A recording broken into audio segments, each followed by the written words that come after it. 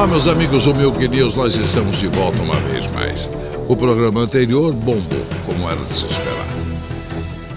Mas eu fico refletindo aqui no início do programa, preparando a nova edição e pensando no seguinte: você que está aí em frente ao seu computador, me assistindo novamente, eu não sei se eu devo fazer uma crítica, porque de repente a pessoa pode se sentir ofendida. Não é isso, não. Porque você está, meu amigo, igualzinho a 200 milhões de pessoas que vivem neste país. Você está absolutamente concorde e pasmado aí diante do seu computador, sabendo que o nosso Congresso Nacional ou Senado Federal é presidido por um indivíduo, um elemento chamado Renan Calheiros. Você está concorde, pasmado, esborrachado aí, curtindo o seu calor, sabendo que quem manda neste país por baixo dos panos é o senhor Sarney. Você fica aí pasmado diante da televisão, sabendo que mais uma afronta à sua dignidade acaba de ocorrer, e o assunto me parece assim meio minimizado pela chamada grande imprensa. Outra coisa que tem que ser dita, e que me perdoem os meus companheiros legítimos jornalistas, sabe? Ou aqueles coitados que estão sob o jugo das empresas que os obrigam a engolir goela abaixo essa situação vergonhosa de um cidadão chamado Henrique Pizzolatto. Gente, pense numa coisa: esse Henrique Pizzolatto exercia um alto cargo no governo de diretor do Banco do Brasil. Alguém já ouviu falar nesse infeliz Henrique Pizzolatto antes de que esse grupo se apoderasse do poder? Quem é esse ilustre desconhecido? Qual a qualificação desse Henrique Pizzolatto? Qual o seu reconhecido saber? A sua ilibada computação? É o mínimo que se exige para alguém que ocupe um cargo público. Quem é? Quem é esse famoso quem? Qual é a reputação deste cara? Mas, no entanto, pelas mãos de uma figura misteriosa que transitou pelo governo e que depois foi apeado do governo, chamado Luiz Guxiquem, que é o padrinho político do senhor Henrique Pizzolatto, pelas mãos do misterioso chinês, ele foi guindado a esse posto, a esse importante posto. Entenderam? Agora, você tem que entender as entrelinhas das coisas. Isso é que me revolta, porque a imprensa é comprometida. A nossa imprensa, infelizmente, a qual eu pertenço há mais de 45 anos, está cada vez mais comprometida, sabuja. Ela está de joelhos, de cócoras perante essa situação. Ninguém deu uma linha. Ninguém explicou quem é o senhor Henrique Pizzolatto. Então eu vou dizer, correndo todos os riscos que isso possa ter. Esse senhor Henrique Pizzolatto é um criminoso delinquente. Anotem isso. E estou dizendo porque existe a materialidade, existe, e a imprensa não dá uma linha. Este indivíduo, cidadão, elemento, como dizem os policialescos aí, como é que é? Bandido, elemento bandido. Desde 2006, o meliante, como dizem alguns, desde 2006 ele vem preparando a sua fuga deste país e ninguém fala nada. Em 2006, ele começou a falsificar o primeiro documento. 2006, na cidade de Bagé, em Santa Catarina. Lá ele fez o seu primeiro documento. A partir daí ele tirou carteira de identidade no Rio de Janeiro, depois do CPF. Tudo em nome do irmão morto há 30 anos atrás.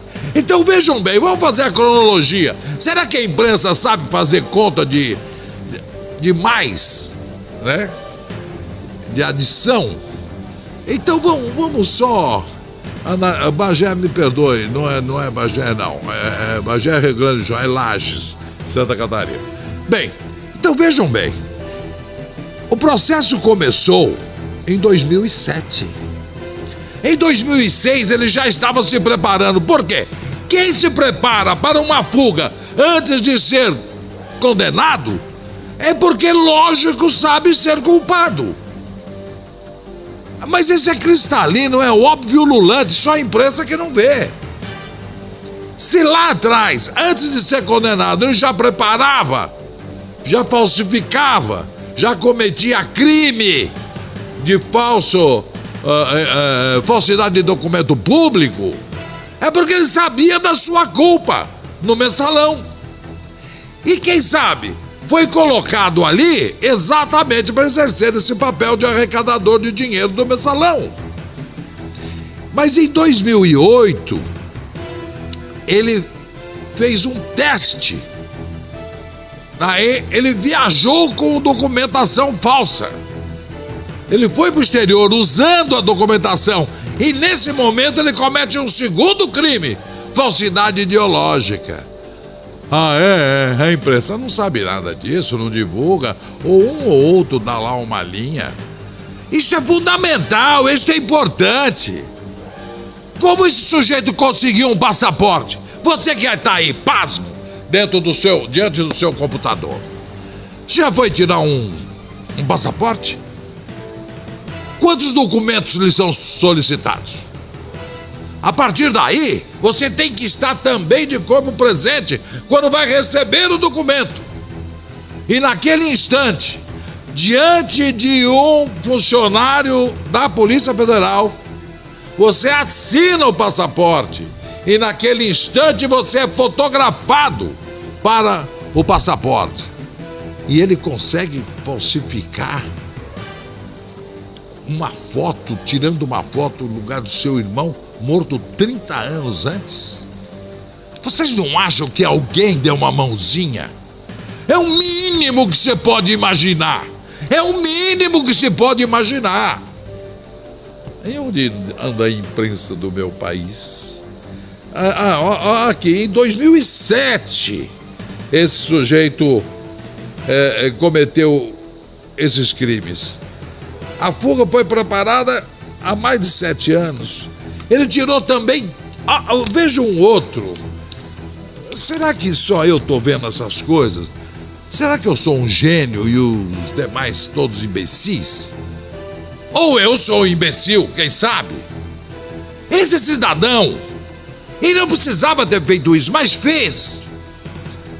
Votou com o título falso do irmão Celso. Ele, Henrique, votou na eleição com o título falso. E depois votou novamente com o título quente, o dele, de Henrique. Votou 2 vezes na dona Dilma, talvez para pagar o emprego.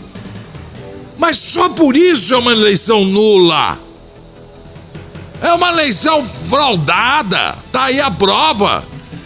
Em alguns Milk News anteriores, nós chamamos a atenção para milhares e milhares de defuntos que andam votando nas eleições. Que existe fraude na máquina eletrônica está mais do que provado. E onde é que está o Tribunal Regional Eleitoral? Onde é que está a imprensa vigilante deste país?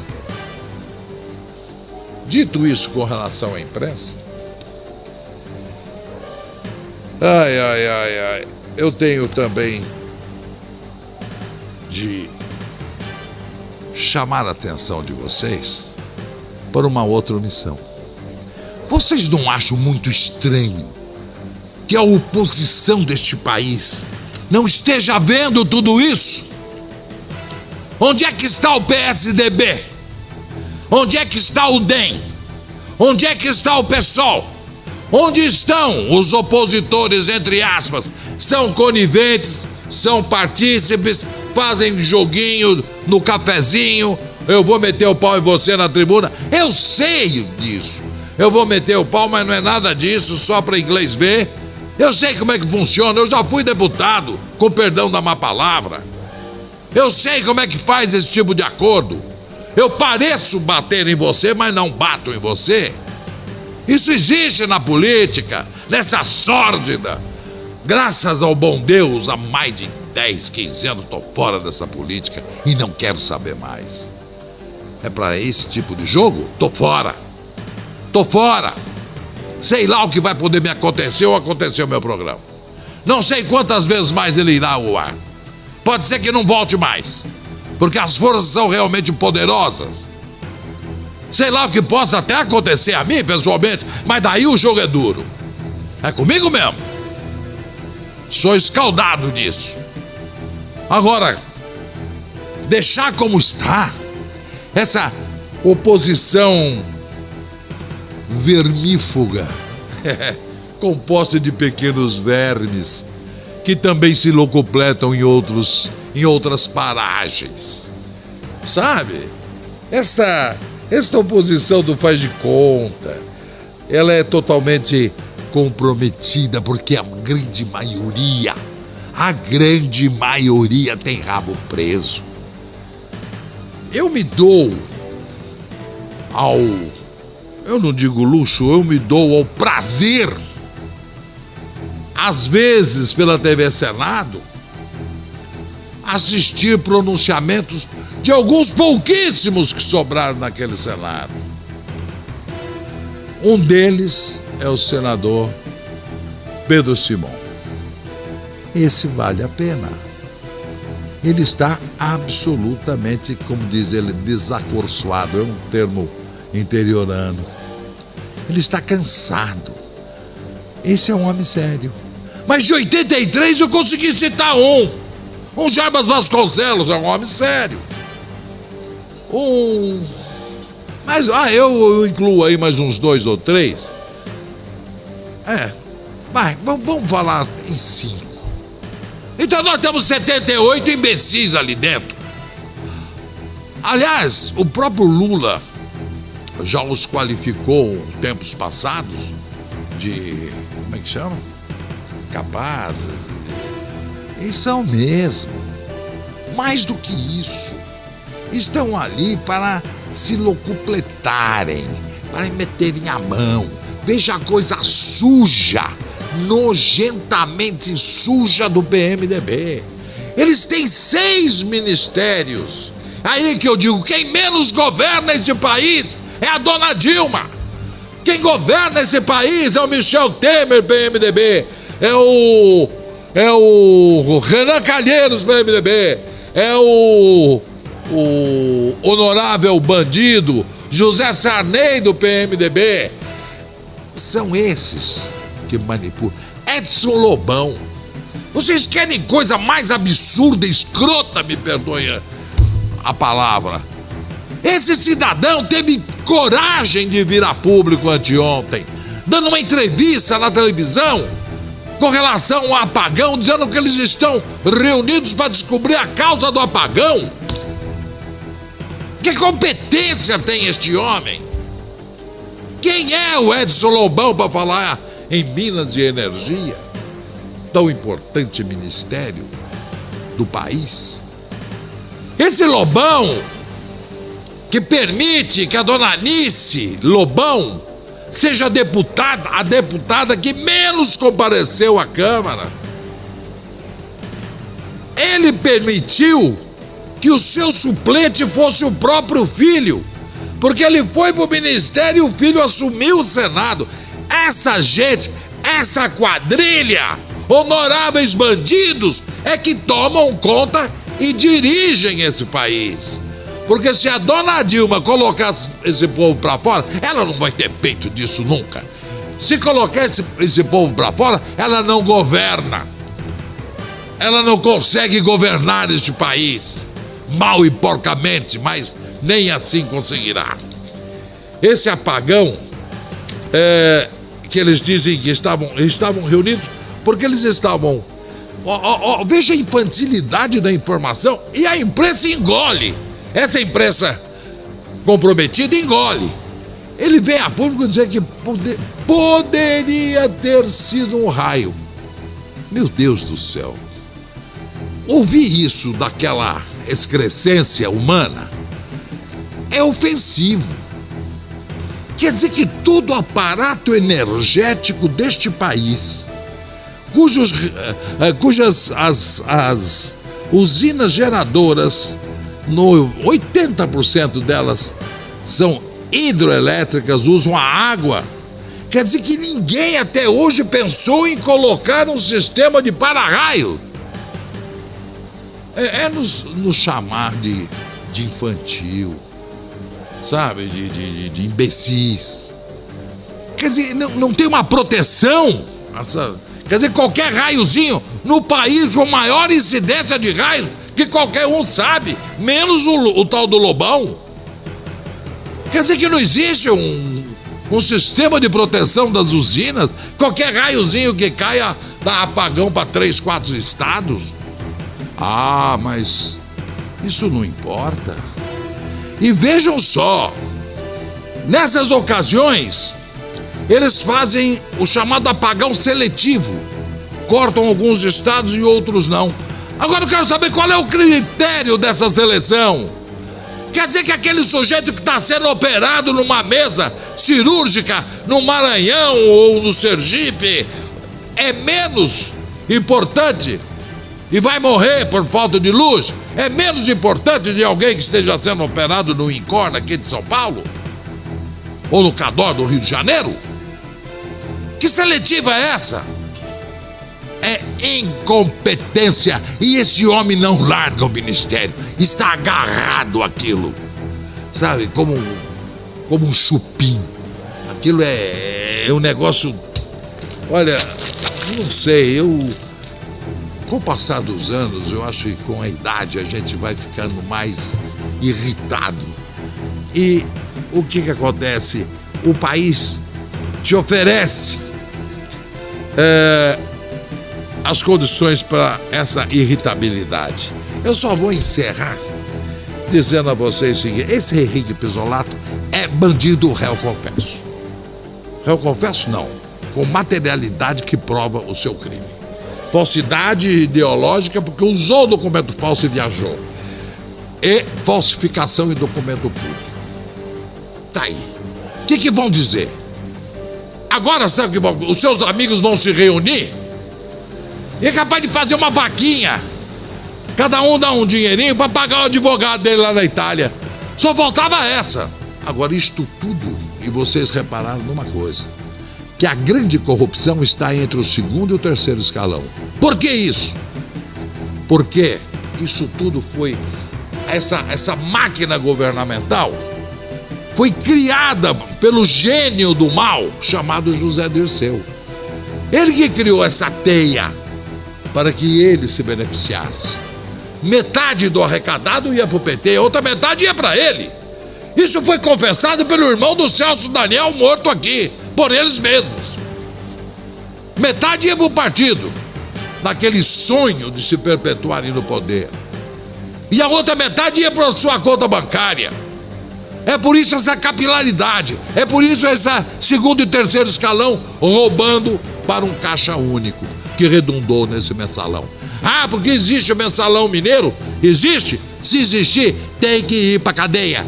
É o senhor Eduardo Azeredo? O senhor Eduardo Azeredo é culpado? Foi confirmada a sua culpabilidade? Foi condenado? Vai também para cadeia. Não tenha a menor dúvida disso. Não há benefício a ninguém, a partido nenhum. Corrupto desse país tem que ir para cadeia, sim. Muito obrigado pela sua audiência. Me desculpem o destempero, mas fica difícil, muito difícil, a gente fazer um programa com total isenção dessa maneira, com essas coisas acontecendo, e você aí pasmo diante do seu, sem fazer nada, a imprensa totalmente corrompida e também uma oposição de dar risada. Seria risível se não fosse trágico. governo de Dilma libera 60 milhões para que Evo Morales possa enfrentar o déficit energético na Bolívia. A última notícia foi essa. Tá bom assim, não? 1 bilhão e 600 milhões para Cuba, para o Porto de Cuba, enquanto o Porto de Santos, hoje eu cheguei de São Paulo, não conseguia passar. E agora, mais 600 milhões para que o senhor Evo Morales possa enfrentar o déficit energético na Bolívia e no dia do apagão no Brasil. Muito obrigado a todos, durma com barulho desse e até a próxima edição.